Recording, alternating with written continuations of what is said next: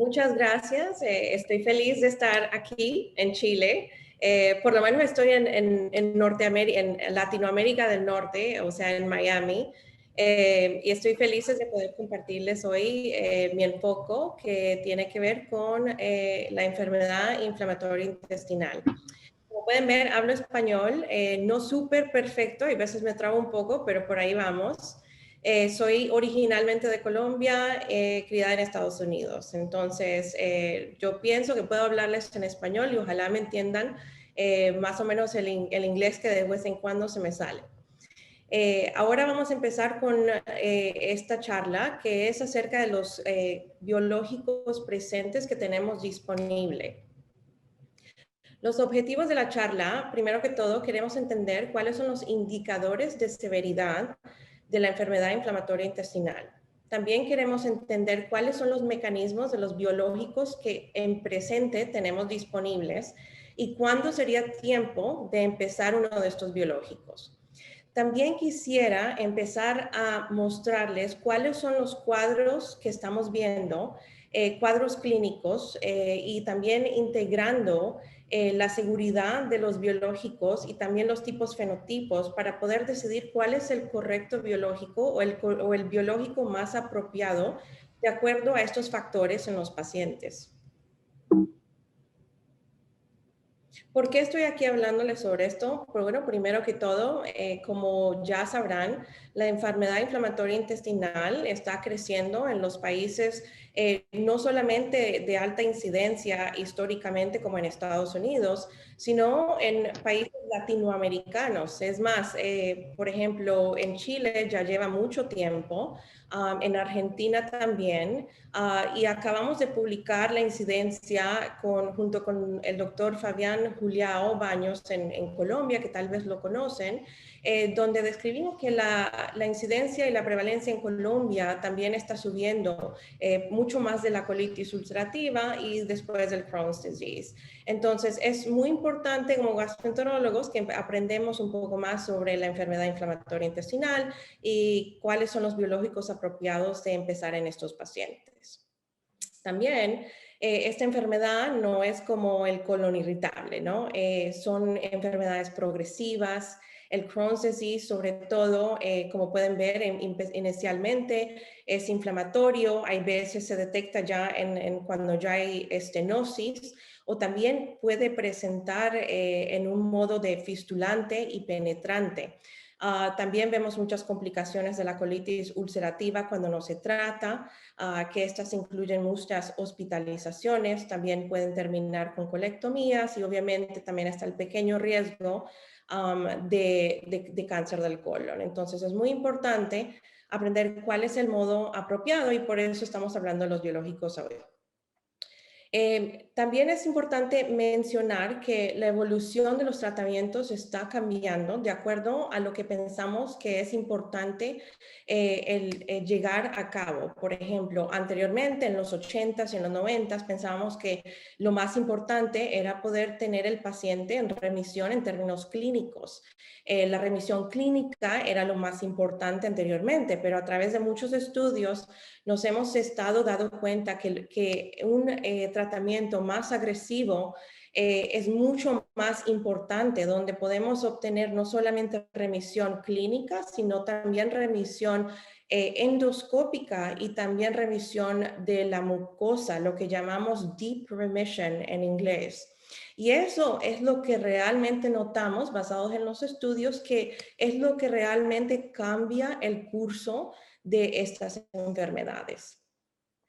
También, ¿por qué sería eso? Bueno, sabemos que las enfermedades, el grado clínico es solamente como la superficie, lo que se dice en inglés, el tip of the iceberg, porque realmente, a pesar de que hay unos pacientes, sobre todo en Crohn's disease, que pueden sentirse bien o digamos evitar ciertas comidas para evitar los síntomas, que pasa muy comúnmente, no llega al caso porque igual tienen inflamación que es importante detectarla porque sabemos que esto es lo que los puede poner en problemas después. Entonces, es importante chequear remisión bioquímica, que incluye marcadores inflamatorios en la sangre, pero también en las heces, como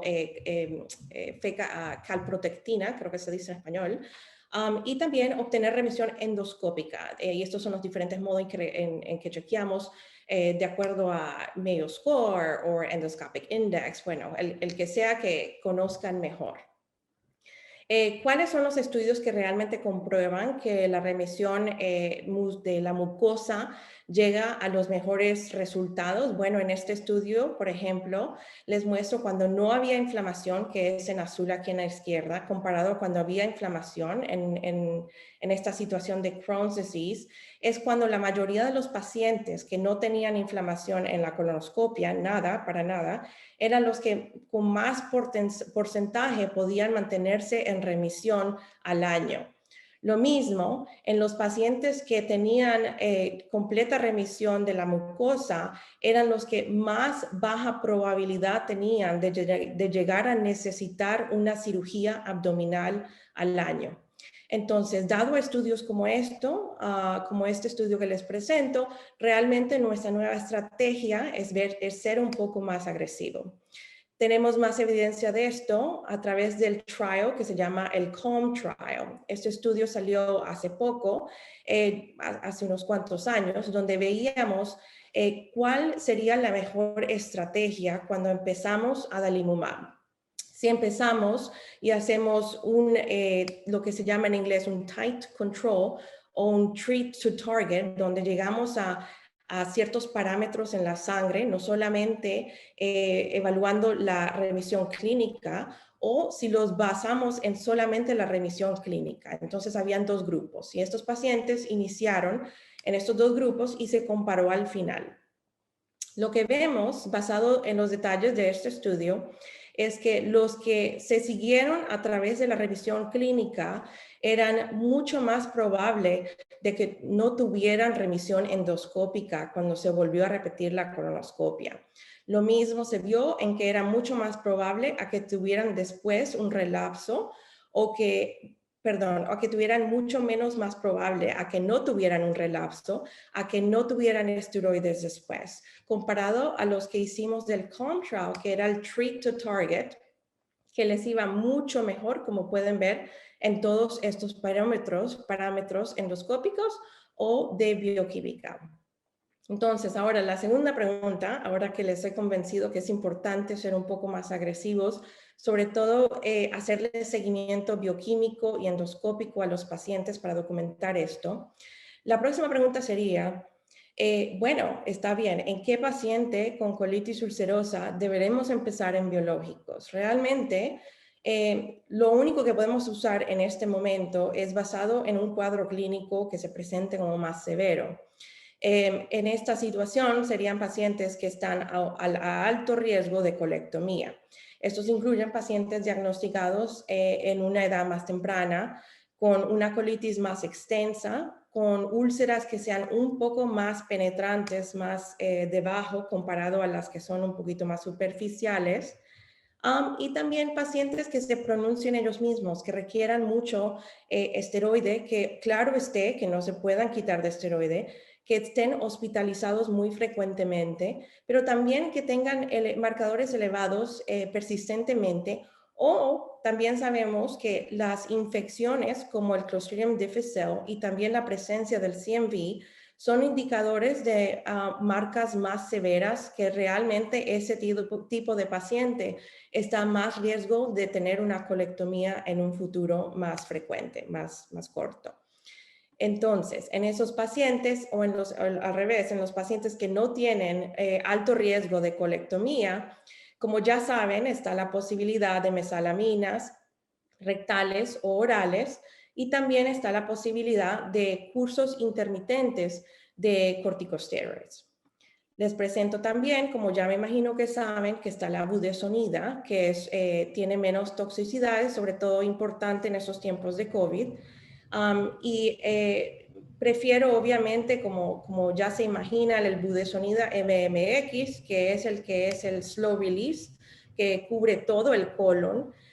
Y se puede dar en un momento crítico, que sería cuando el paciente con una colitis ulcerosa un poco más mild, no tan severa, esté empezando apenas a tener síntomas. Es el momento crítico, porque cuando ya es una colitis ulcerosa más severa, los pacientes ya no tienden a responder a la budesonida MMX. Entonces me gusta porque tiene menos toxicidad que la corticosteroids, la prednisona, pero no funciona todo el tiempo cuando es severo, sobre todo para los pacientes que están teniendo agravación de síntomas, sobre todo cuando tienes una colitis normalmente más baja en nivel de severidad.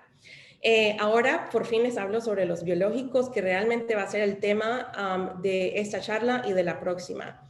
Como ya saben, están los que ya llevan unos cuantos años, desde los 90s, los anti-TNFs, los que incluyen infliximab con los biosimilares, el adalimumab, certolizumab para Crohn's disease y golimumab para colitis ulcerosa.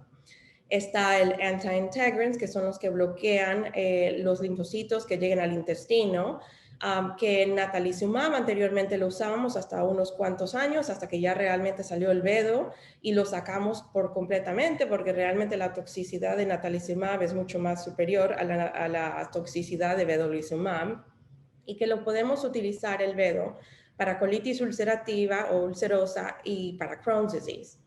También está otro tipo de antocitoquino, que es el interleukin 12, interleukin 23, que es para específicamente en este caso ustekinumab, que podemos usar para Crohn's disease y para colitis ulcerosa.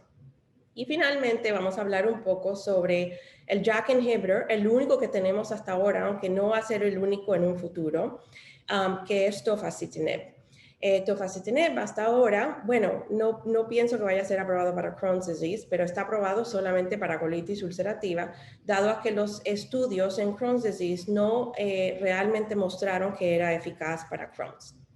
Estos son los diferentes mecanismos que tenemos ahora. Están los anticitoquinos, que tenemos los anti-TNFs, que realmente se piensa que son muy efectivos porque no solamente bloquean el TNF-alfa, pero también a través de diferentes mediantes puede bloquear otros citoquinas, y por eso pensamos que en general son tan efectivos.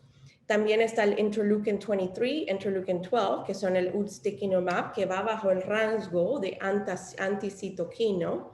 Como ya les mencioné anteriormente, está el bloqueo del tráfico de las células inflamatorias al intestino.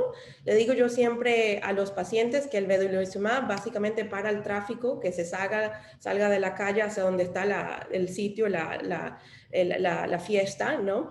Para el tráfico, y de esa manera no deja que siga llegando la inflamación. Es una forma muy fácil de explicar a los pacientes, y por esa misma razón, como no solamente actúa a parar el tráfico, la inflamación que está presente no la para, y por eso se demora un poco más en empezar realmente a funcionar.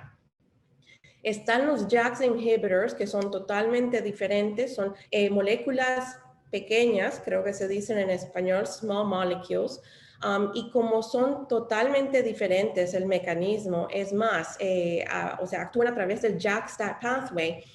Realmente el efecto, haber estado en biológicos anteriores como vedolizumab o anti-TNFs, no afecta qué tan eficaz vaya a ser el tofacitinib, que es un punto muy importante para los médicos que están tratando esta enfermedad, sobre todo cuando los pacientes ya han estado en biológicos anteriores. Y hopefully muy pronto vamos a tener un nuevo mecanismo en la forma de ozanimab, que es S1P inhibitor. Y este tipo de inhibitor lo que hace es que bloquea el tráfico de los linfocitos que salgan de donde están los lymph nodes, pero todavía no está aprobado en el mercado. Estos son la frecuencia de los diferentes biológicos y también la ruta de administración de todos los biológicos que tenemos disponible. Lo bueno es que tenemos bastante overlap entre Crohn's disease y colitis ulcerativa. Realmente la diferencia sería de certolizumab y golimumab, como pueden ver, y de tofacitinib. De resto, se pueden utilizar los dos para los dos tipos de enfermedades. Como, este es el monitoreo de que se requiere en pacientes que empiezan estos biológicos. Me imagino que ya lo saben. Como pueden ver simplemente por el número de chequeos que hacemos, los anti-TNFs y los que te empiezan en tofacitinib requieren mucho más monitoreo que, por ejemplo, los que están en vedolizumab o en los que están o empezando en ustekinumab. Lo que nos da como un poco de una clave de que obviamente el anti-TNF y el tofacitinib son medicamentos que, porque requieren más monitoreo, son un poco más, tienen más efectos secundarios comparado al vedolizumab y al ustekinumab. Les recuerdo que el tofacitinib se ha demostrado que puede subir el riesgo de varicela zoster o shingles en inglés, como 4 veces más, sobre todo en los pacientes que están en la dosis de 10 miligramos 2 veces al día. Más recientemente se ha demostrado que cuando la dosis se baja a 5 miligramos 2 veces al día, que es la dosis de mantenimiento, este riesgo de shingles empieza a bajar. Sin embargo, de todas maneras recomendamos que todos los pacientes empezando tofacitinib, no importa la edad, qué edad tengan, recomendamos que se vacunen contra el shingles.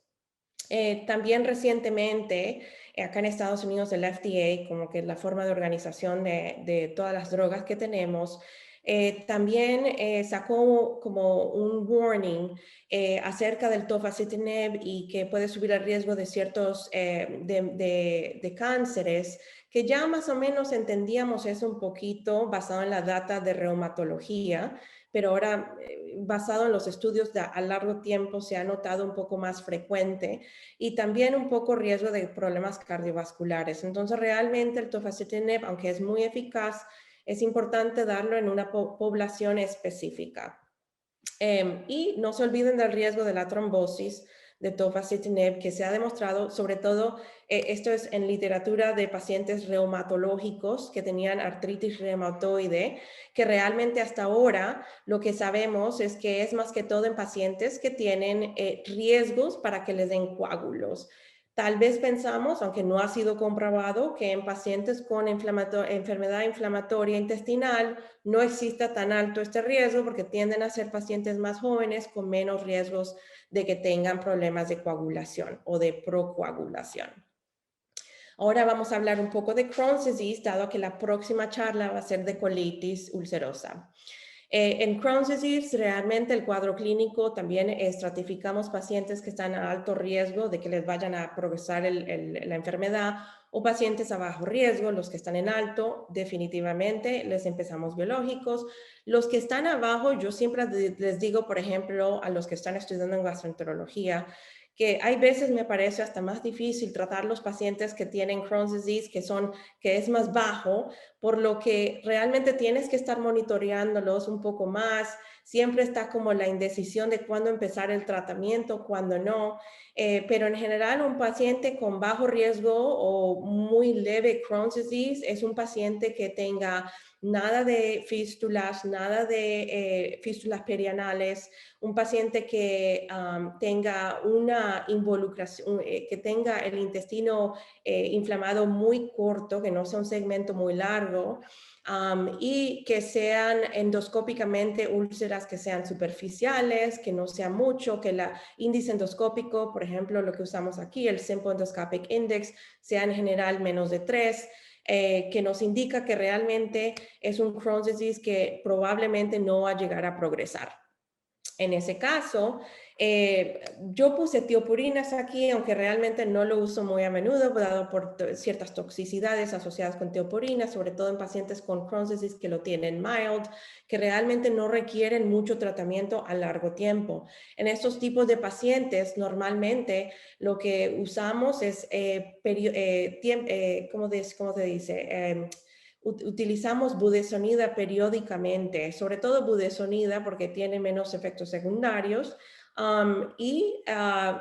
realmente les ofrezco diferentes cosas, por ejemplo, dietas antiinflamatorias, modo de evitar el ibuprofeno, antibióticos, cosas que yo sé que tal vez vayan a empeorarle la situación, pero en general se usa más que todo cursos intermitentes es la palabra, cursos intermitentes de budesonida en pacientes que tienen un Crohn's disease un poquito más leve.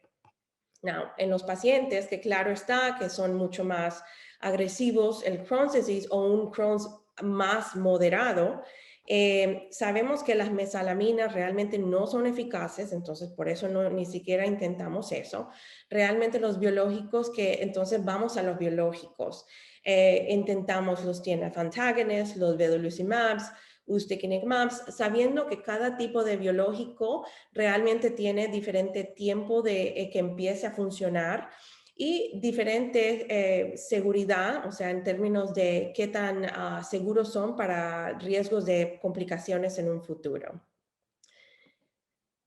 En este estudio, por ejemplo, ahora últimamente, a propósito, les digo que lo que estamos haciendo mucho en el mundo de la enfermedad inflamatoria intestinal es que estamos utilizando todos los trials, todos los estudios que se usaron para probar los medicamentos que solamente comparaban el biológico contra el placebo. Entonces, poniendo todos esta información de todos estos estudios juntos, los estamos haciendo en forma de metaanálisis y network meta-análisis, lo que se llama, para realmente llegar a mejores conclusiones que puedan informarnos en términos de cuáles son los biológicos que debemos empezar primero, porque como ya pueden ver, tenemos ya, menos mal, a nuestra disponibilidad muchas diferentes opciones. Entonces, las preguntas de aquí en adelante van a ser, ¿cuál es el biológico que debería empezar en mi paciente primero? En este estudio, por ejemplo, como pueden ver, miraron en los pacientes que tenían Crohn's disease, que empezaban el biológico por primera vez, lo que se llama biologic naive, y miraron cuáles eran los biológicos que muy probablemente iban a ser mejores en términos de responder, clinical remission, pero también en endoscopia, o sea, cuáles no llegaban a tener inflamación. Y lo que se pudo ver de acuerdo a este metaanálisis es que en pacientes con Crohn's moderada o severa, cuando empiezas el primer biológico, definitivamente se nota que los medicamentos TNF alpha antagonists o TNF antagonists como infliximab y adalimumab específicamente comparado a certolizumab son superiores a los otros medicamentos como first line. Ahora, eso no quiere decir que el vedolizumab y el ustekinumab necesariamente se quede atrás, aunque está un poco más bajito, pero definitivamente nos dice que si queremos con más certeza asegurarnos que el paciente vaya a responder a un biológico, entonces deberíamos utilizar infliximab o adalimumab. Entonces, eso lo reservamos sobre todo en pacientes donde no tenemos mucho tiempo, donde es crucial controlarles la enfermedad porque sabemos que son los más eficaces como biológicos de introducción primera. Como ya les he mencionado, como tenemos muchas opciones, realmente ahora como los IBDologists, los que se especializan en esta enfermedad, empiezan a mirar cómo empezar un biológico basado en 3 dimensiones.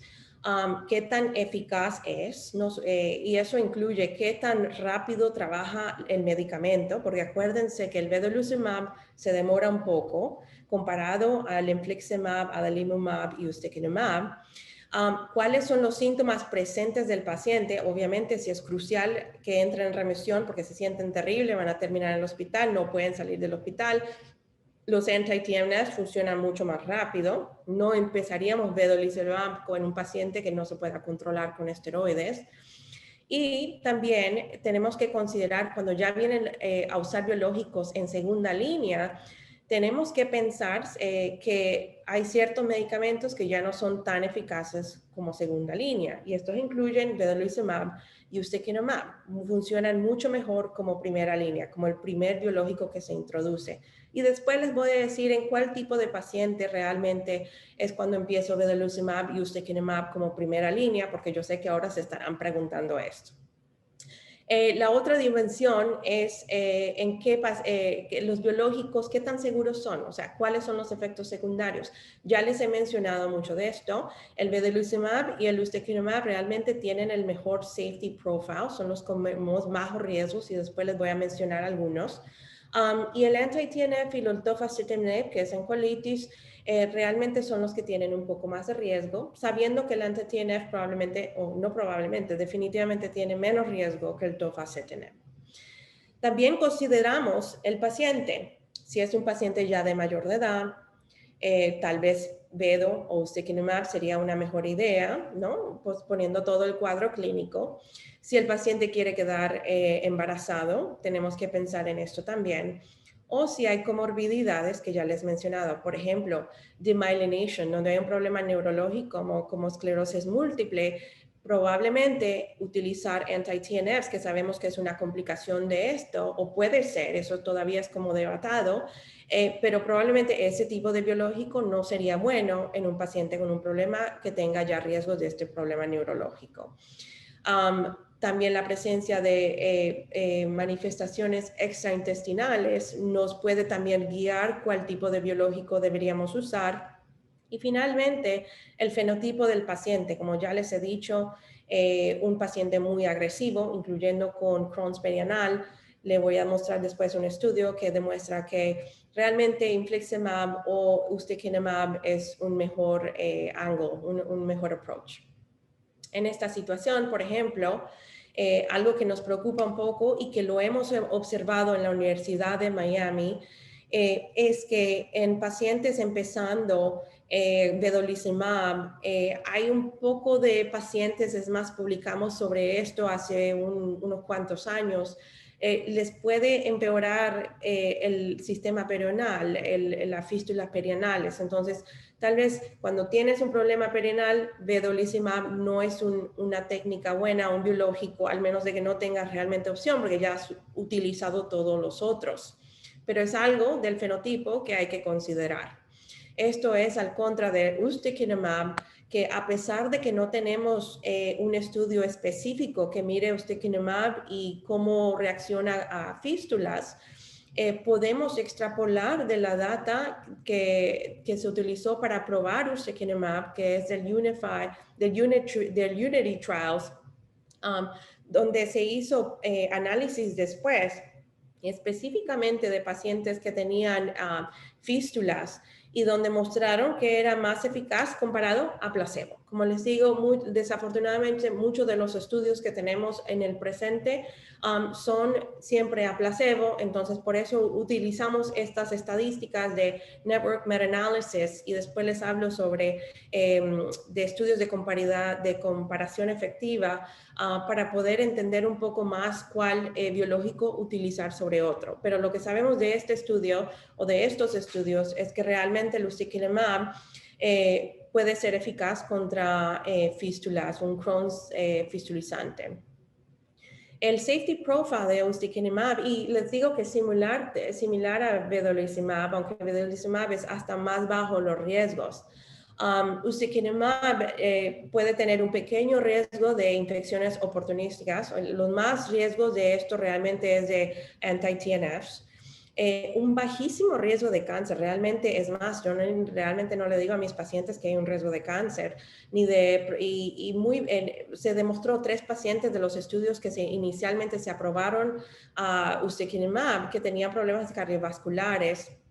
Y muy importante que no podemos hablar sobre esto hoy, pero los medicamentos vedolizumab y ustekinumab tienen un muy bajo riesgo de que se formen anticuerpos. Y esto es muy importante, sobre todo porque en la data que tenemos de anticuerpos de infliximab y de adalimumab muy claramente demuestra que necesitamos utilizar Imuran, azathioprina o por lo menos chequear niveles activamente para mantener los niveles altos para prevenir que se formen anticuerpos, dado que sobre todo en infliximab hay mucho más alto riesgo de anticuerpos. Yo sé que se va a probar, es más, estamos haciendo estudios sobre un tipo de genética que te puede decir quién está a alto riesgo de anticuerpo o no. y eso tal vez nos va a dar más información en términos de infliximab y adalimumab. Ok, bueno, entonces ahora que les he presentado toda esta data, les digo, estos son unos patrones en general que pueden utilizar para decidir a quién empezar en un biológico y qué tipo de biológico, perdón, en específico, de acuerdo al fenotipo del paciente. Por ejemplo, en pacientes que tienen Crohn's disease con fístulas y específicamente perianales, o que se ha estudiado más, pero también podemos extrapolar penetrantes. Realmente los medicamentos que son ideales para esto, porque tenemos no más data que funcionan, es infliximab y adalimumab. Es más, en combinación con Imuran, con azathioprina, con mercaptopina. Si ya fallan, digamos, este medicamento o tienen una contraindicación, se te puede usar ustekinumab. Tratamos de evitar vedolizumab. En pacientes que no tienen fístula, pero que tienen un patrón inflamatorio, un fenotipo inflamatorio, podemos empezar a ser un poquito más creativos. Podemos decidir basado en la edad, que como saben, la edad pone a más riesgos, por ejemplo, de linfomas o de infecciones oportunísticas. En pacientes que están un poco más mayores de 60, se puede considerar vedolizumab o ustekinumab como primera línea. Al contrario, en pacientes más jóvenes realmente tienes muchas opciones cuando hay un fenotipo inflamatorio, como les demuestro aquí. Cuando vamos a hablar de embarazo, el estudio más reciente, que es el estudio de Piano, se publicó este año realmente, de 12 años de data que se le hizo seguimiento a, no, ni me acuerdo, como 10,000 o 12,000 madres, algo por el estilo, o creo que es hasta más, se le siguió por 12 años. Y incluyendo pacientes con infliximab, adalimumab, ustekinumab, vedolizumab, y realmente mostraron que estos medicamentos biológicos con monoclonal antibodies, realmente el riesgo de complicaciones o a la madre, obviamente al niño, que hasta el seguimiento de todo este tiempo realmente no era o era mínimo. Entonces ahora realmente se recomienda que estos medicamentos se consigan durante el embarazo, y lo que trato de hacer ahora es que trato de que justo cuando vayan a nacer, vayan a tener el parto, sea justo cuando ya le toca la próxima intervalo de la droga. Así yo sé que están justo al final, cuando probablemente tienen menos droga, pero ya no lo estamos parando en el tercer semestre. Me salgo un poco del tema, pero definitivamente el metotrexate no lo utilizamos en embarazo, y todavía no tenemos data en tofacitinib que es suficiente. Entonces, por esa razón, es una cosa importante considerar cuando tienes un paciente joven, una mujer joven, que estás considerando cuál es el próximo biológico, y si quieren quedar embarazados o si tiene 20 años, tal vez tofacitinib no sea el medicamento apropiado. En otras situaciones, definitivamente los síntomas extraintestinales tenemos que considerar cuando vamos a utilizar un biológico, porque pueden afectar qué tipo de biológico escogemos. Les doy la atención, por ejemplo, el vedolizumab, sabemos que un porcentaje de pacientes les puede dar artralgias nada más de la infusión. Entonces, si tu paciente ya tiene problemas de articulaciones, no sería buena idea, si puedes evitar, empezar en vedolizumab, porque puede empeorar las artralgias. Han habido unos cuantos estudios que dicen que al final, porque las artralgias son inflamatorias, tal vez pueden ayudar también, pero realmente teniendo la opción de otros biológicos, trato de no empezar con vedolizumab si ya el paciente tiene muchas manifestaciones de las articulaciones. Cuando viene a problemas de la piel, anti-TNFs, y también cuando está la espondilitis o ankylosing spondylitis, también uso los anti-TNFs, porque en general se recomiendan empezar porque son mucho más eficaces y no se ha realmente estudiado el uso de los otros biológicos en estas situaciones.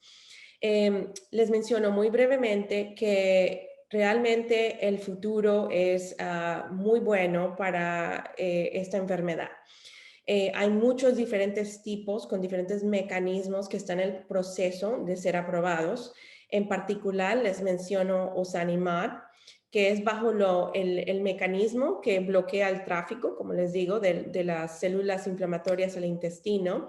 También acuérdense que el vedolizumab también va a ser disponible en moda subcutánea, justo ojalá pronto ya para los pacientes. También está el filgotinib, que estamos muy entusiasmados de poder empezar a usarlo porque es otra opción para pacientes con Crohn's disease, que es un JAK inhibitor. Y también tenemos otros anticitoquinos que son específicos para interleukin 23, que es el mismo pathway que se utiliza para ustekinumab, pero se piensa que porque son un poco más exclusivos y no bloquean el interleukin 12, tal vez tienen todavía más bajo riesgo de enfermedades oportunísticas o infecciones oportunísticas. Entonces, al final, ya hemos revisado cuáles son los algoritmos, ojalá que me hayan entendido en mi Spanglish, cuáles son los algoritmos de estos pacientes basado en cuáles son los riesgos de las complicaciones. Sabemos que la evidencia realmente demuestra que una intervención de biológicos en pacientes que se declaran que necesitan biológicos, una intervención temprana realmente puede cambiar la progresión de esta enfermedad.